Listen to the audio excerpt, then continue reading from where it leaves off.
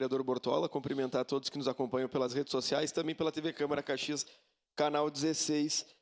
O passaporte mais desejado do planeta é o passaporte do Brasil, em razão da miscigenação, em razão das oportunidades de ingresso em qualquer outro local, em razão de brasileiro ter diversas caras, né? É muito mais fácil tu entrar com passaporte brasileiro, mesmo com uma cara de descendente de asiático, do que tu entrar com passaporte italiano com descendente de asiático.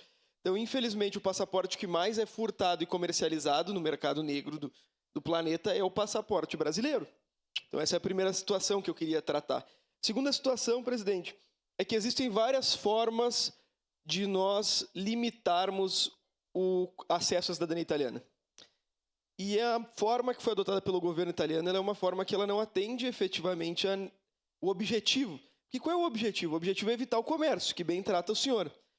Mas como é que a gente pode objetivamente acabar com esse modelo de comércio? Criando exigências legais, porque nós não podemos impedir alguém que se sente italiano de poder acessar. O governo italiano ficou 20 anos se comprometendo a exigir uma fluência C1 em italiano. Então, que exige uma fluência C1 em italiano para que haja a possibilidade do passaporte, mas não que promova um impedimento da integralidade daqueles que têm interesse em morar na Itália ou têm interesse exclusivamente de ter o passaporte italiano para poder ingressar na Europa, ou porque exclusivamente se sentem italianos, de ter acesso ao passaporte. Então, aqui, eu concordo em uma parcela com o senhor, mas eu concordo em uma parcela maior com o vereador Bortola, porque eu acho que há uma possibilidade de limitar através de uma regulamentação legal, exigindo, fazendo uma prova quanto à cultura italiana, ou promovendo, por exemplo, vereador Santo Fantinel,